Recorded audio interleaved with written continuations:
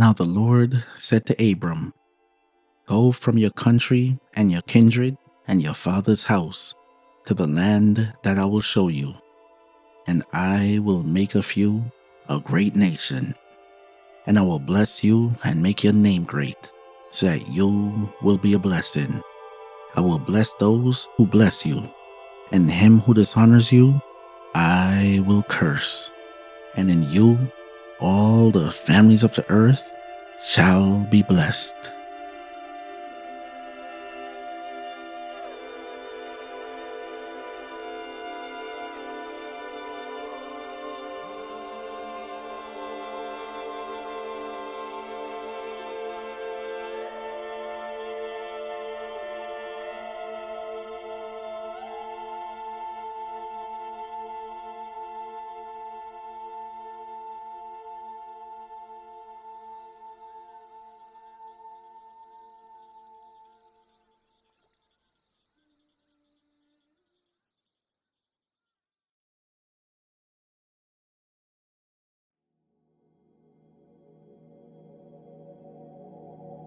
Each day we wait for a sign that narrows the road ahead, a word to quiet our thoughts, give rest to our whys, our whens,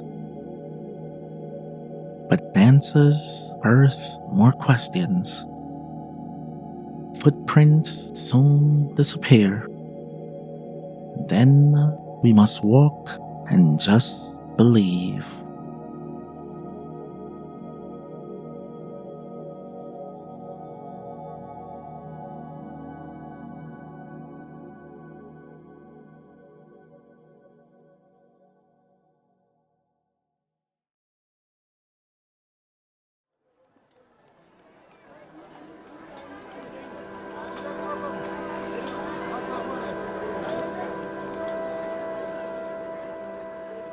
So Abram went as the Lord had told him, and Lot went with him.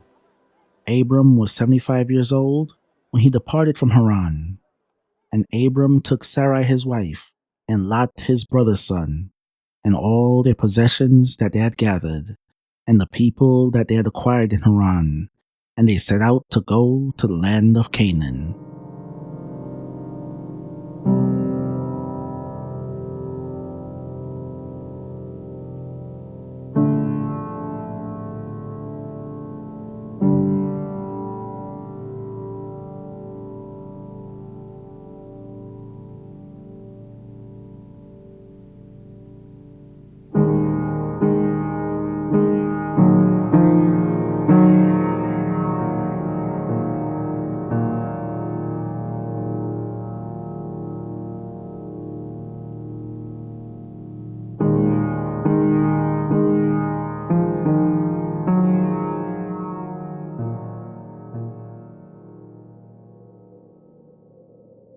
When they came to the land of Canaan, Abram passed through the land to the place at Shechem, to the oak of Moreh.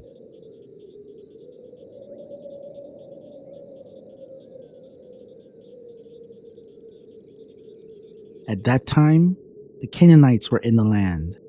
Then the Lord appeared to Abram and said, "To your offspring I will give this land." So he built there an altar to the Lord, who had appeared to him. From there he moved to the hill country on the east of Bethel and pitched his tent, with Bethel on the west and Ai on the east. And there he built an altar to the Lord, and called upon the name of the Lord. And Abram journeyed on, still going toward the Negeb.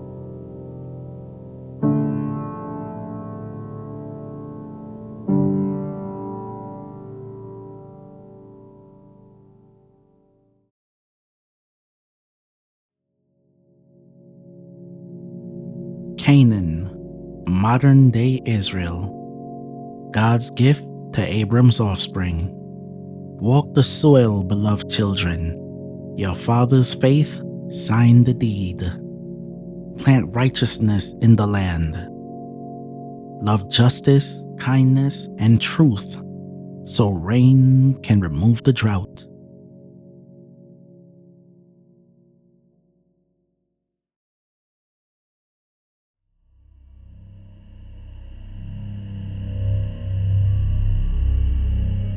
there was a famine in the land. So Abram went down to Egypt to sojourn there, for the famine was severe in the land. When he was about to enter Egypt, he said to Sarai his wife, I know that you are a woman beautiful in appearance, and when the Egyptians see you, they will say, this is his wife. Then they will kill me, but they will let you live. Say you are my sister, that it may go well with me because of you, and that my life may be spared for your sake. When Abram entered Egypt, the Egyptians saw that the woman was very beautiful. And when the princes of Pharaoh saw her, they praised her to Pharaoh. And the woman was taken into Pharaoh's house. And for her sake, he dealt well with Abram. And he had sheep, oxen, male donkeys, male servants, female donkeys, and camels.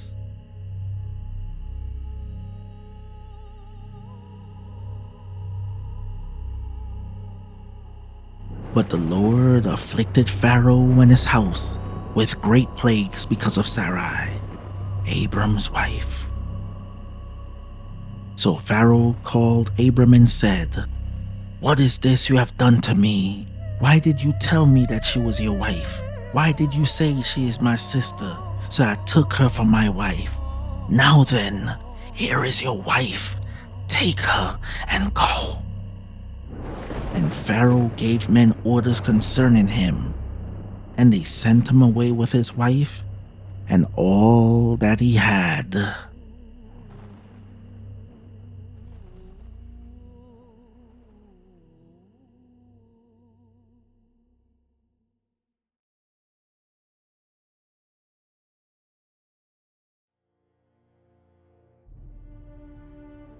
Although the land of promise became the land of famine, Abram should have stayed and wait. The Lord would have provided. But Abram shared our nature. His heartbeat was strong, then weak, trading his wife for his life, Egyptian slaves, oxen, sheep. But Sarai remained faithful, and God saved her from disgrace. Faith in God, a strong armor that we can wear without fear.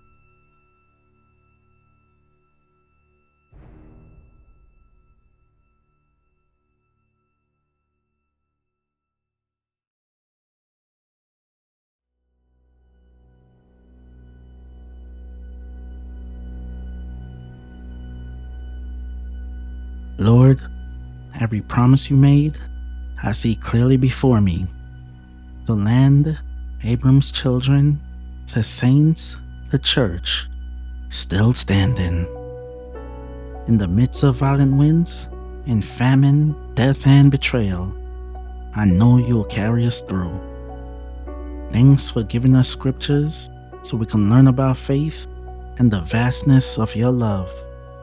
I live because my God lives. I am because my God is.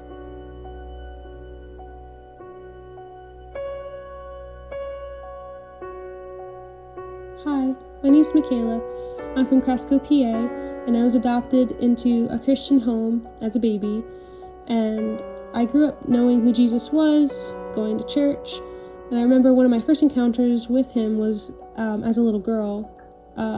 Basically, a little backstory: I have an open adoption, and that simply means I get to see my birth mom twice a year. We'd go on visits, simply just to like Chuck E. Cheese or a park, but the thing is, I would come back from our visit sad, angry, and depressed on why she didn't want me. And my mom would try to comfort me, but what really was the best comfort was God. He met me in my room one day and showed me the life I could have had and the person I could have been if he wouldn't have intervened on my story. And for the first time, I was comfortable in my own skin, and I was like, okay, God, I'm okay with being adopted. It was like scales fell off my eyes like Paul, and I was forever changed. I continued to grow, and I remember accepting him at a VBS at my church one summer when I was a preteen. I don't remember the date, but I just knew I didn't want my parents' faith. I wanted my own. I wanted to know Jesus for myself. And so, yeah, I accepted him, and it's been a wild ride ever since.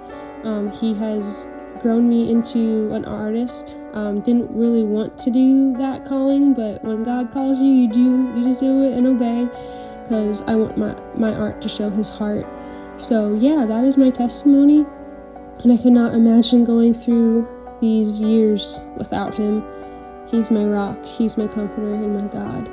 So yeah, I hope this has encouraged someone. Blessings.